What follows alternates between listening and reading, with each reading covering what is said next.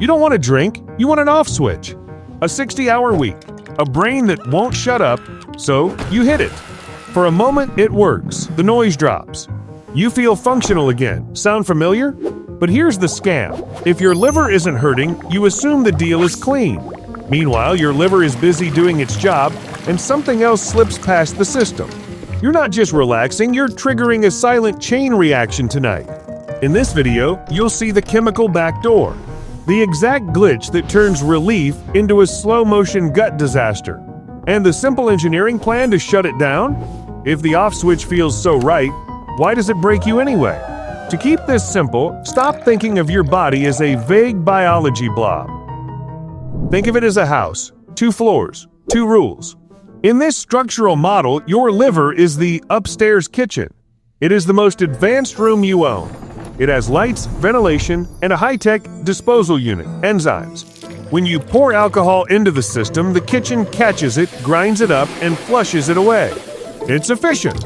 This is why you trust the drink, because the kitchen usually cleans up the mess. But your colon, large intestine, that is the unfinished basement. It is dark. It is humid. It is unventilated. It was built for one purpose: waste management. It was never designed to handle industrial solvents. Here's the engineering problem. Your liver can only clear about 1 drink per hour. Friday turns into just 1 more, and you blow past the limit. Nothing disappears. It overflows, bypasses the filter, and floods straight into the basement. The kitchen has bleach and scrubbers. The basement has nothing but raw concrete and trillions of bacteria. We treat the colon like an indestructible trash chute. In reality, it is the most chemically vulnerable room in the house. And right now, the data proves that while your kitchen looks shiny and new, your basement is soaking in toxic waste. The basement is flooded. But if this system is so flawed, why do we keep pouring the fuel? Why does the destruction feel so much like relief? Before the crash, let's admit why this feels worth it. Stress drops. Dopamine pops. You feel smoother, funnier, more relaxed. The experience feels clean, so you assume the system is fine. You tell yourself, I earned this. But biology keeps receipts. While you enjoy the buzz, the debt compounds. According to General Estimated Statistics Worldwide, last year there were approximately 1.9 million new colorectal cancer cases, and over 900,000 deaths in 1 year. That's not rare, that's massive. Think this is an old man problem? Not anymore. The American Cancer Society projects over 158,000 new U.S. cases by 2026. Here's the part men in their 30 should not ignore. While overall rates drop, cases under 50 rise about 2.9% every year, and deaths in young adults have been inching up about 1% annually since the mid-2000s. This is a trend reversal. We have better technology than ever, yet young men are getting sicker. Why? Because we are pouring a solvent into our bodies to handle modern burnout. We are trying to fix a software problem, stress with a hardware-damaging solution, alcohol. This isn't random bad luck, it is cause and effect. We don't fear what we don't see. That is why this channel exists, to visualize the invisible threats to your system. If you value raw truth over comfortable lies, support this channel. Help us keep the lights on. The stats prove the fire is real. But what started it? What happens chemically in the dark when alcohol meets the bacteria? Put on your hazmat suit. We are going down to the basement. This is where the chemistry gets ugly. Your colon is home to the microbiome trillions of bacteria. In a healthy system, they are the maintenance crew. But when the alcohol flood hits the basement, specific groups of opportunistic bacteria, like E. coli, switch modes. They stop maintaining the building and start feeding. They gorge on the ethanol. And as they digest it, they excrete a toxic waste product called acetaldehyde. Memorize this name, acetaldehyde. Upstairs, your liver clears it fast. Downstairs, there's no ventilation, no scrubbers. The bacteria keep making it, non-stop. It pools, it coats, it lingers. Think about the mechanics of that. Your blood is slightly buzzed, about 0.08%. Your colon lining is soaking in a bath of industrial-grade carcinogen. Acetaldehyde is chemically jagged. It reacts with everything. Imagine the walls of your basement are made of concrete blocks, cells. Inside each block is the architectural blueprint, your DNA. The acetaldehyde acts like acid. It eats through the concrete block and seeps into the blueprint.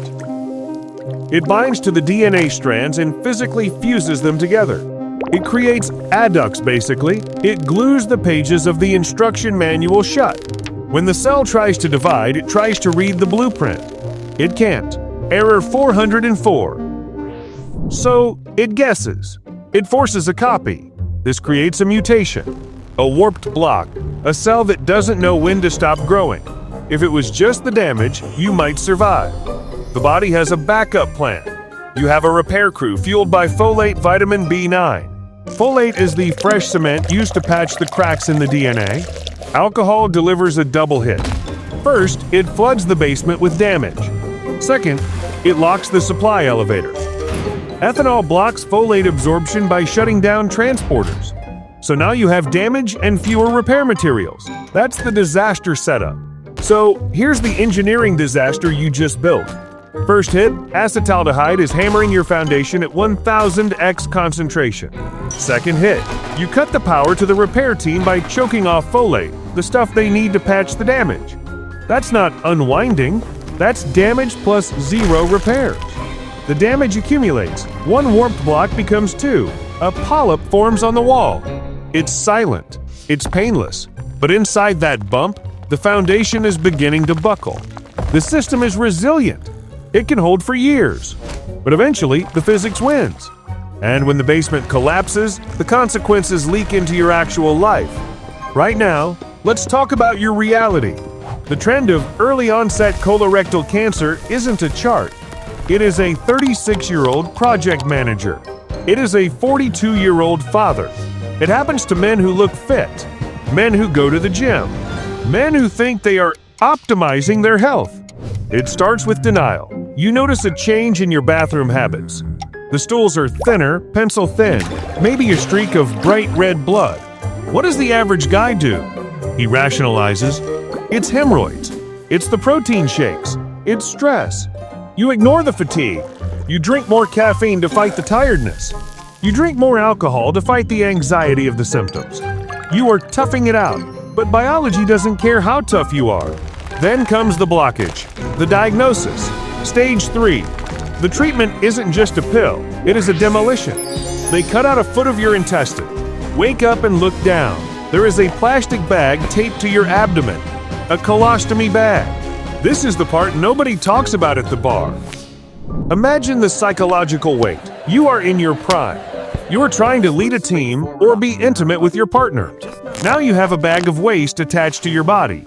You are terrified it will leak. You are terrified of the smell. You feel unsexy. You feel broken. The cool, masculine image of the drinker? Gone. You look in the mirror, and you don't see a successful man. You see a patient who traded his future for a few nights of relief. But you are not in that hospital bed yet. You are watching this video. The foundation is cracked, but the house is still standing. Here is the good news. The lining of the colon is one of the fastest healing tissues in the human body. The cells turn over every 4 to 5 days. The system wants to repair itself. It just needs you to stop the sabotage. And here is the engineering plan to debug the system. Step 1. Stop the input. No exceptions. There is no hack that makes acetaldehyde safe. Alcohol goes in. Bacteria make poison. Every time. When you stop drinking, acetaldehyde production drops fast. The acid bath stops. The burning stops. If you can't quit 100%, your rule is simple. No binge drinking, ever. Because the flood is what causes the spillover to the basement.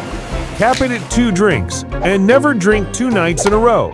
If you're out with friends, decide the rule before the first sip. 2 drinks, then switch to water. No negotiations at 11 p.m. Step 2.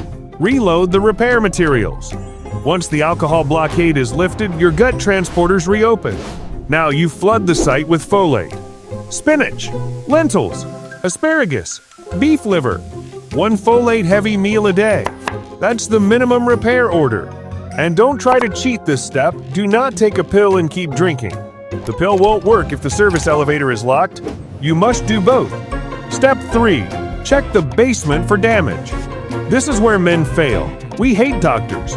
Get over it. If you're over 45, schedule a colonoscopy. It's the gold standard. They find the polyp and remove it before it becomes cancer. If you're under 45, watch your data. Blood in your stool, unexplained cramps, sudden changes? Do not accept you're too young. Say this: I want a fit test or a GI referral. These symptoms are new. It costs nothing compared to the cost of being wrong. You have one body, one infrastructure. For years, you've treated your basement like a toxic waste dump just to keep the lights on upstairs. That is a bad business deal. Next time you reach for that glass, ask yourself, am I relaxing or am I flooding the basement? If this video woke you up, hit like. Do it to push this truth to another man who needs to see it. Share it with your drinking buddy. Don't preach, just send the data.